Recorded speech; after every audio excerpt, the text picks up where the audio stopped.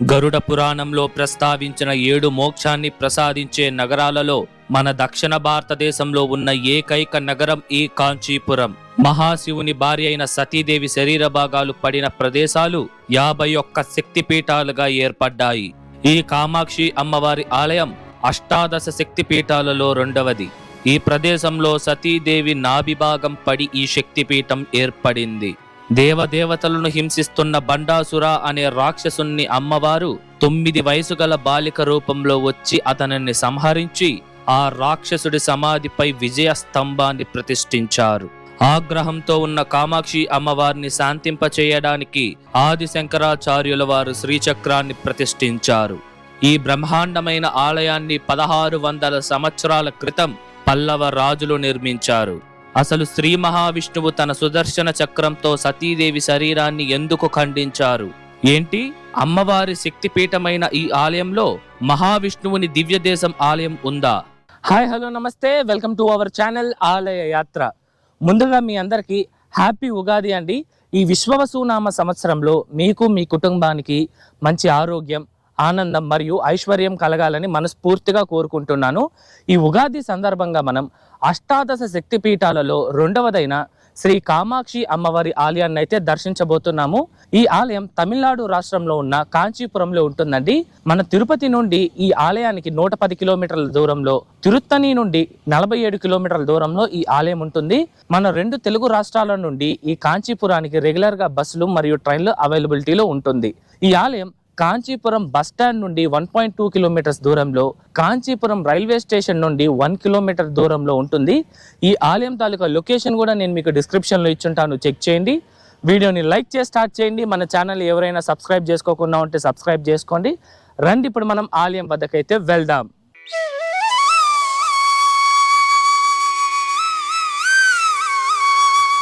ముందుగా ఈ ఆలయం యొక్క టైమింగ్స్ విషయానికి వస్తే, ఈ ఆలయం ప్రతిరోజు ఉదయం 6 నుండి మధ్యాహ్నం 12:30 వరకు, తిరిగి సాయంత్రం 4 నుండి రాత్రి 8 గంటల వరకు భక్తులకి అందుబాటులో ఉంటుంది. ఇప్పుడు రండి, మనం ఆలయం లోపలికి వెళ్లి పూర్తి చరిత్రను తెలుసుకుందాం.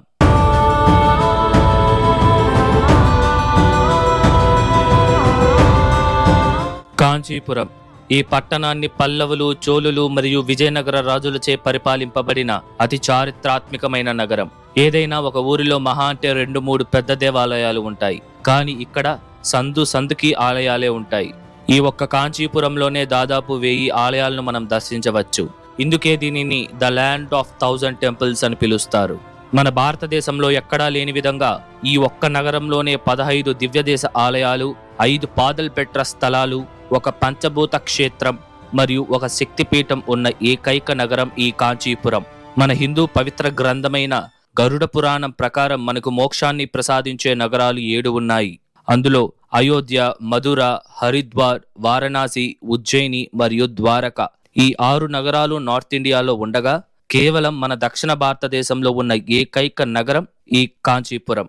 ఈ కామాక్షి అమ్మవారి అనుగ్రహం ఉంటే కానీ మనం ఆమె పరిపాలించే ఈ నగరంలోకి అడుగు కూడా పెట్టలేము. ఇప్పుడు మనం అసలు శక్తిపీఠాలంటే ఏంటి, అవి ఎలా ఏర్పడ్డాయి అని తెలుసుకుందాం. పూర్వం బ్రహ్మదేవుడి కుమారుడైన దక్ష ప్రజాపతికి మరియు స్వయంభూ మనువు యొక్క కుమార్తె అయిన ప్రసూతికి జన్మించిన వారే సతీదేవి అమ్మవారు. సతీదేవికి తన చిన్న వయసు నుండే మహాశివుడంటే అపారమైన భక్తి, ప్రేమ మరియు గౌరవం. స్వామివారిని వివాహం చేసుకోవడానికి ఎంతో కఠోరమైన తపస్సును చేసేవారు.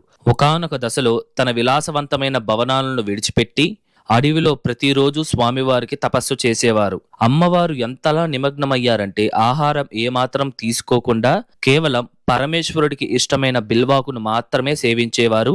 అది కూడా కేవలం ఒకే ఒక బిల్వాకును. అలా ఒకానొక రోజు సతీదేవి విపరీతమైన భక్తికి మరియు ప్రేమకి చలించిపోయిన ఆ పరమశివుడు అమ్మవారి ముందు ప్రత్యక్షమై, నీ ప్రేమకు మెచ్చిన నేను నిన్ను భార్యగా స్వీకరిస్తున్నాను అని చెబుతారు. అప్పుడు పట్టరాని సంతోషంతో సతీదేవి తన తండ్రైన దక్షుని వద్దకు వచ్చి, స్వామివారు తనను భార్యగా అంగీకరించారు, మీరే దగ్గర ఉండి మాకు వివాహం చేయండి అని అడగగా దక్షుడు అంగీకరించడు. బదులుగా స్వామివారిని, అతనికి ఎటువంటి శుభ్రత లేదు, ఎల్లప్పుడూ శ్మశానంలోనే నివసిస్తాడు మరియు శరీరానికి చితాభస్మాన్ని పూసుకొని ఒంటి మీద ఏ బంగారపు ఆభరణం లేకుండా కేవలం ఒక పులి చర్మాన్ని ధరిస్తాడు. ఇటువంటి వానికి నా కూతుర్ని ఇవ్వను అని చెప్పి స్వామివారిని అవమానించేలా మాట్లాడారు. తన తండ్రి మాట్లాడిన మాటకు అమ్మవారు చాలా బాధపడ్డారు. అయితే ఇంతలో బ్రహ్మదేవుడు జోక్యం చేసుకుని దక్షుడితో, మహాశివుని పట్ల నీ చర్యలు నీ నాశనానికి దారి తీస్తాయి, కాబట్టి ఆయనను ద్వేషించకుండా ఉండమని హెచ్చరించారు. మరియు మహాశివునితో సతీదేవికి వివాహం జరగాలని ఆదేశించారు. బ్రహ్మదేవుడు చెప్పినప్పటికీ దక్షుడికి పరమేశ్వరుడి మీద ఉన్న ద్వేషం పోలేదు. కానీ తన తండ్రి ఆదేశం మేరకు తనకు ఇష్టం లేకపోయినా తన కూతురైన సతీదేవిని పరమేశ్వరుడికి ఇచ్చి వివాహం చేశాడు. ఇలా ఎన్నో త్యాగాలు మరియు కష్టాలను తన ప్రేమ కోసం అనుభవించిన సతీదేవి ఆనందంగా మహాశివునితో జీవనం సాగించింది. అప్పుడే దక్షుడు మహాశివుణ్ణి అవమానించడానికి బృహస్పతిస్తవ అనే యజ్ఞాన్ని ప్రారంభించారు. ఈ యజ్ఞానికి దేవతలను, ఋషులను, మహర్షులను ఆయన ఆహ్వానించారు. కానీ తన కూతురు సతీదేవిని మరియు అల్లుడైన మహాశివుడిని ఆహ్వానించకుండా వారిని అవమానించారు. ఇంతలో సతీదేవి అమ్మవారికి తన తండ్రి చేస్తున్న యజ్ఞం గురించి తెలుస్తుంది. అప్పుడు అమ్మవారు స్వామివారి వద్దకు వచ్చి, మనం కూడా ఆ యజ్ఞం వద్దకు వెళ్దాం అని అడగగా, స్వామివారు మనల్ని పిలవనప్పుడు మనం ఎందుకు వెళ్ళాలి అని అడుగుతారు. అప్పుడు అమ్మవారు, ఆయన నాకు తండ్రి, మీకు మావగారు, మన ఇద్దరికి ప్రత్యేకంగా ఆహ్వానించవలసిన అవసరం ఆయనకి ఏముంది అని చెప్పగా, స్వామివారు దక్షుడు మనల్ని అవమానించడానికే ఆ యజ్ఞాన్ని జరిపిస్తున్నారు, ఇందుచేత మనం వెళ్ళవలసిన అవసరం లేదు అని చెప్పినా అమ్మవారు అస్సలు ఒప్పుకోరు. ఇక చేసేదేమీ లేక పరమేశ్వరుడు తన గణాలను అమ్మవారికి రక్షణగా ఉండమని సతీదేవిని ఆ యజ్ఞానికి వెళ్ళడానికి అంగీకరించారు. అమ్మవారు కూడా శివగణాలను తోడుగా పెట్టుకుని యజ్ఞస్థలానికి చేరుకున్నారు. అక్కడకు వెళ్లిన తరువాత తన తండ్రి అమ్మవారిని పలకరించకుండా అమ్మవారిని ఎగతాళి చేస్తారు. మరియు మళ్ళీ పరమశివుడి యొక్క వేషధారణ గురించి సభాముఖంగా అందరి ముందు అగౌరవంగా మాట్లాడుతారు. అలాగే అమ్మవారితో, శ్మశానంలో ఉండే మీ ఆయన శరీరం నుండి వచ్చే వాసనను నువ్వు ఎలా భరిస్తున్నావు అని అవమానించేలా మళ్ళీ మాట్లాడుతారు. దక్షుడు ఇంతలా మాట్లాడుతున్నా అక్కడ ఉన్న ఎవ్వరూ ఆయనను అడ్డుకోరు. అప్పుడు సతీదేవి దక్షుడితో, నీ మాటలు చాలా తప్పు, దానిని నువ్వు ఖచ్చితంగా అనుభవిస్తావు. ఆ పరమశివుడి కోపం నిన్ను, నీ రాజ్యాన్ని నాశనం చేస్తుంది అని హెచ్చరిస్తుంది. అయినప్పటికీ దక్షుడు శివుణ్ణి అవమానించేలానే మాట్లాడతారు. ఇక ఆ అవమానాన్ని భరించలేక అమ్మవారు ఆ ప్రదేశంలోనే ధ్యాన స్థితికి చేరుకొని తన తపోశక్తితో తన శరీరాన్ని తానే దహనం చేసుకున్నారు. అప్పుడు నారద మహర్షి పరమేశ్వరుడు వద్దకు వెళ్లి యజ్ఞస్థలంలో దక్షుడన్న మాటలకు సతీదేవి తనను తను అగ్నిలో దహనం చేసుకునింది అనే విషయాన్ని తెలియచేశారు. ఆ మాట వినంగానే మహాశివుడు పట్టరాని కోపం మరియు బాధతో రుద్రతాండవం చేస్తూ తన జటాజూటం నుండి ఒక వెంట్రుకను విసిరేయగా వీరభద్రుడు పుట్టుకొచ్చారు. అప్పుడు స్వామివారు వీరభద్రునితో యజ్ఞస్థలానికి వెళ్లి ఆ యజ్ఞాన్ని భంగం చేసి దక్షుణ్ణి సంహరించమని ఆదేశించారు. ఇక మహాశివుని ఆదేశం మేరకు వీరభద్రుడు యజ్ఞ ప్రదేశానికి వెళ్లి యజ్ఞాన్ని పూర్తిగా నాశనం చేసి అక్కడ వచ్చిన దేవతలను చెల్లాచెదురు చేశారు మరియు దక్షుడి యొక్క తలను తెగ నరికారు. ఆ కొన్ని క్షణాలలో వీరభద్రుడు చేసిన విధ్వంసానికి మొత్తం సృష్టి స్తంభించింది. దేవతలందరూ వీరభద్రుని చూసి భయపడిపోయారు. ఇంతలో ఘటనా స్థలానికి పరమేశ్వరుడు వచ్చారు. ఆ యజ్ఞ ప్రాంగణమంతా రక్తంతో నిండిపోయి ఉంది. అప్పటికే దక్షుడి తల, శరీరం వేరైపోయింది. ఇంతలో శ్రీ మహావిష్ణువుతో సహా దేవదేవతలందరూ మహాశివునితో దక్షుడిని తిరిగి బ్రతికించమని కోరుకున్నారు. అప్పుడు స్వామివారు మేక తలను దక్షుడికి పెట్టి ప్రాణం పోశారు. పునర్జన్మను పొందిన దక్షుడు తను చేసిన తప్పులకు పరమేశ్వరుడికి క్షమాపణలు చెప్పారు. సతీదేవి శరీరాన్ని చూసిన మహాశివుడు పట్టరాని బాధతో దహనమైపోయిన అమ్మవారి శరీరాన్ని భుజాన వేసుకొని బాధతో ఏడుస్తూ మొత్తం విశ్వమంతా తిరిగారు. ఇలా ఎన్నో ఏండ్లు సతీదేవి శరీరాన్ని మోస్తూ బాధపడుతున్న శివుణ్ణి చూసి దేవతలందరూ మహావిష్ణువు వద్దకు వెళ్లి మీరే ఏదో ఒకటి చేయాలి అని అడగగా, అప్పుడు శ్రీ మహావిష్ణువు తన సుదర్శన చక్రంతో సతీదేవి శరీరాన్ని 51 భాగాలుగా ఖండించారు. ఇలా అమ్మవారి శరీరంలోని 51 భాగాలు భూమి మీద పడి అవి 51 శక్తిపీఠాలుగా ఏర్పడ్డాయి. ఈ చరిత్ర విన్న తర్వాత మీకు 2 ప్రశ్నలు రావాలి. అందులో మొదటిది, అసలు శ్రీ మహావిష్ణువు అమ్మవారి శరీరాన్ని ఎందుకు ముక్కలు ముక్కలుగా ఖండించారు అంటే, సతీదేవి మరణం తర్వాత శివుడు పూర్తిగా దుఃఖానికి గురయ్యారు. స్వామివారు ఇలా ఉండేసరికి విధ్వంసం ఏర్పడి విశ్వం మొత్తం నాశనమయ్యే స్థితికి చేరుకుంది. ఈ విశ్వాన్ని రక్షించడానికి మరియు మహాశివుణ్ణి యథాస్థితికి తీసుకురావడానికి తప్పనిసరి పరిస్థితుల్లో లోక రక్షణ కోసం శ్రీ మహావిష్ణువు సతీదేవి శరీరాన్ని ముక్కలు ముక్కలుగా ఖండించవలసి వచ్చింది. రెండవ ప్రశ్న, అసలు దహనమై పూర్తిగా బూడిదైపోయిన సతీదేవి శరీరాన్ని మహాశివుడు ఎలా భుజాన మోసుకుని వెళ్లారు మరియు ఆ దహనమైపోయిన శరీరాన్ని శ్రీ మహావిష్ణువు ఎలా ఖండించారు. ఇక్కడ మీరు గమనించవలసిన విషయం ఏమిటంటే, ఈ సంఘటనలో అమ్మవారి శరీరం భౌతిక శరీరం కాదు. భౌతిక శరీరం అంటే ఫిజికల్ బాడీ కాదు. ఫిజికల్ బాడీ నుండి వేరు చేయబడిన సూక్ష్మ శరీరం అనగా ఆస్ట్రల్ బాడీ అని అర్థం. ఈ సూక్ష్మ శరీరంలో భౌతిక శరీరంలా కాకుండా అసలు పరిమితులే లేకుండా ఉంటుంది. ఇలాంటి శరీరం విపరీతమైన యోగ స్థితికి చేరుకున్న వారికి మాత్రమే వస్తుంది. ఈ సూక్ష్మ శరీరం మనసు ఆత్మల మధ్య సంబంధం కలిగి ఉంటుంది. ఈ సంఘటనలో పరమేశ్వరుడు ఎత్తుకున్న శరీరం కానీ, మహావిష్ణువు ఖండించిన శరీరం కానీ సతీదేవి యొక్క సూక్ష్మ శరీరం. ఐ హోప్ ఈ ప్రశ్నలకు మీకు అర్థమయ్యేలా సమాధానం ఇచ్చానని అనుకుంటున్నా. ఇలా సతీదేవి శరీరం 51 భాగాలుగా భూమి మీద పడి 51 శక్తిపీఠాలుగా ఏర్పడింది అని చెప్పాను కదా. ఈ 51 శక్తిపీఠాలలో 18 శక్తిపీఠాలు చాలా శక్తివంతమైనది. ఇందుచేతే వీటిని మహాశక్తి పీఠాలు అని లేదా అష్టాదశ శక్తిపీఠాలు అని పిలుస్తారు. ఈ అష్టాదశ శక్తిపీఠాలలో రెండవది మన భారతదేశంలోని తమిళనాడు రాష్ట్రంలో ఉన్న కాంచీపురంలో ఉండే ఈ కామాక్షి అమ్మవారి ఆలయం. ఈ ప్రదేశంలోనే సతీదేవి అమ్మవారి నాభిభాగం పడి శక్తిపీఠంగా ఏర్పడింది.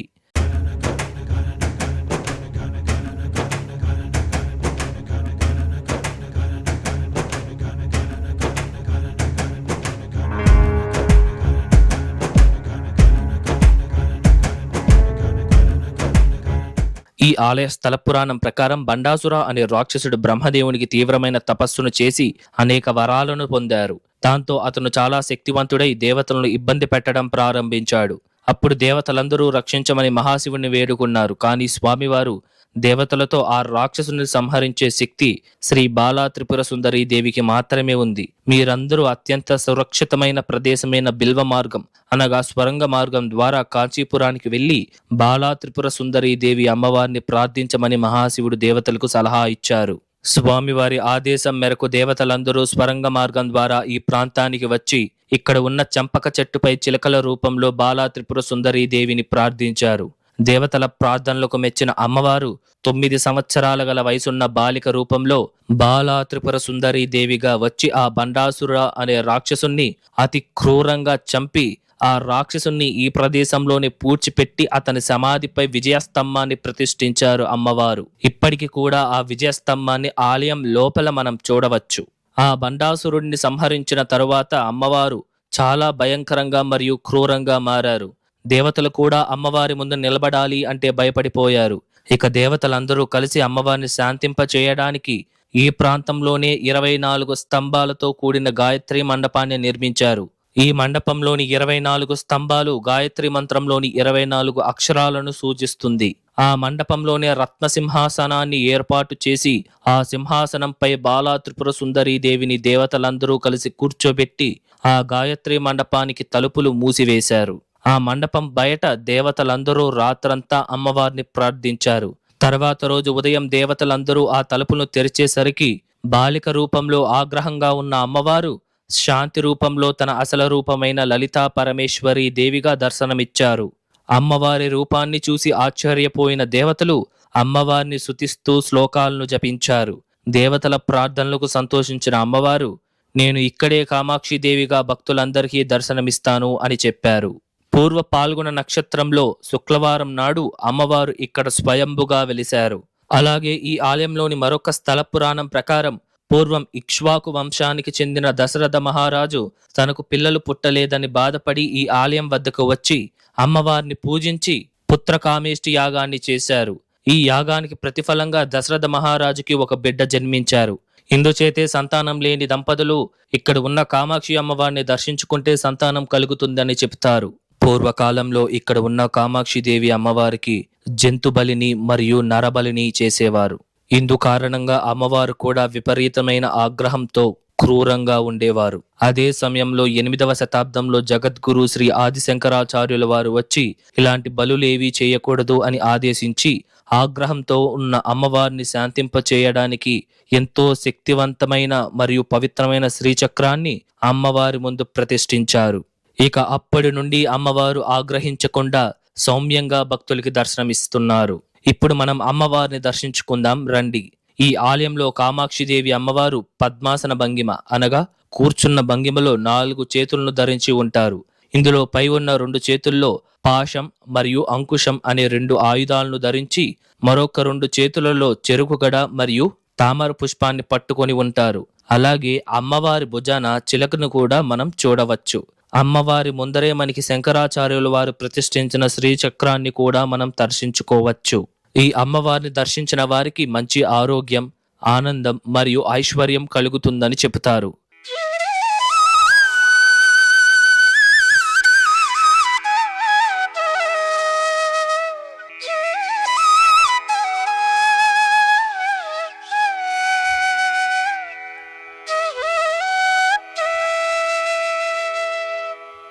ఇప్పుడు మనం ఈ ఆలయం యొక్క పూర్తి నిర్మాణ చరిత్రను తెలుసుకుందాం.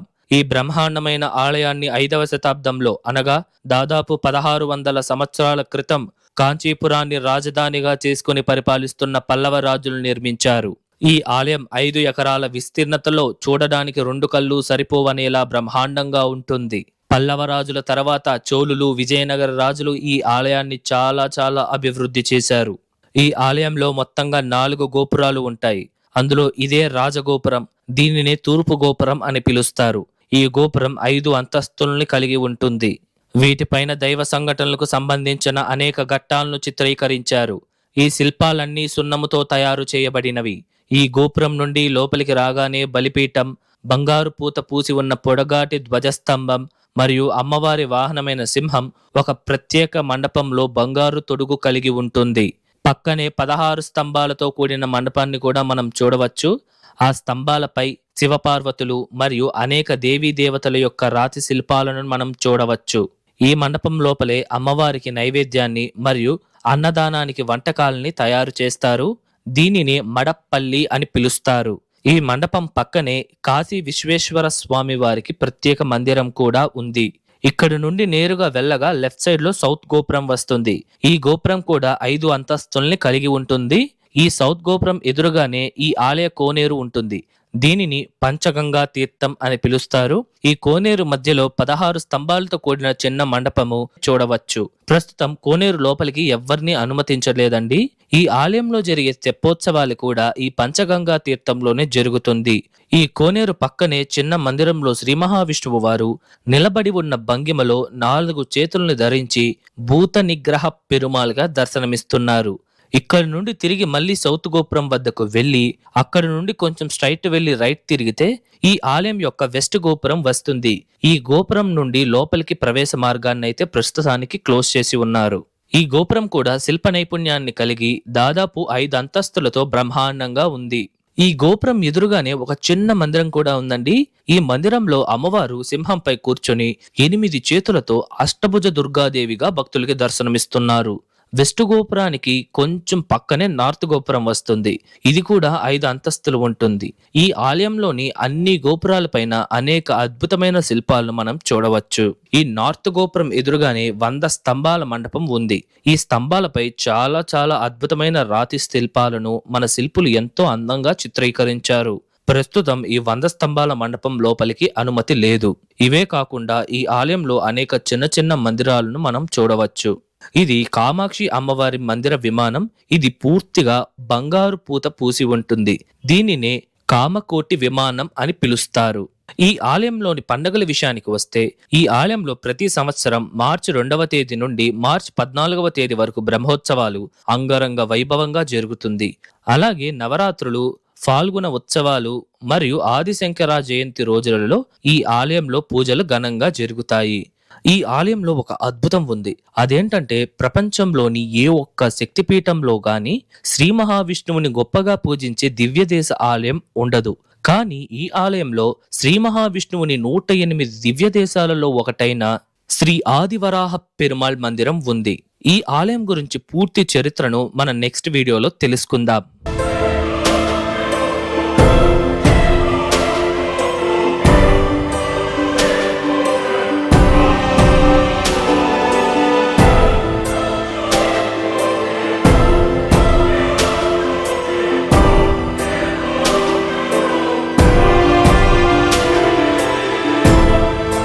ఇదండి వాటి వీడియో ఎలా ఉంది? నచ్చిందా? ఐ హోప్ ఈ ఆలయం తాలూకా పూర్తి చరిత్ర మీకు అర్థమయ్యేలా చెప్పాను అనుకుంటున్నాను. మీకు ఎటువంటి డౌట్స్ ఉన్నా సరే మర్చిపోకుండా కమెంట్స్లో తెలియజేయండి, నేను మీకు పక్కా రిప్లై ఇస్తాను.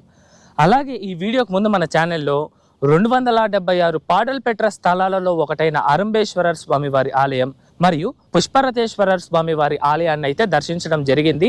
ఈ 2 ఆలయాల వీడియోస్ ఎవరైనా చూడకపోయింటే వాటి లింక్స్ నేను మీకు డిస్క్రిప్షన్లో పెట్టుంటాను, చెక్ చేయండి. ఓకేనా? ఈ వీడియో ఎలా ఉంది? నచ్చిందా? నచ్చితే లైక్ చేయండి, మీ ఫ్రెండ్స్ అండ్ ఫ్యామిలీస్కి షేర్ చేయండి, అండ్ దయచేసి మన ఛానల్ని సబ్స్క్రైబ్ చేసుకోండి. మరొక అద్భుతమైన ఆలయం వీడియోతో మీ ముందరకు వస్తా. అంతవరకు మీ శివవరప్రసాద్ సైనింగ్ ఆఫ్.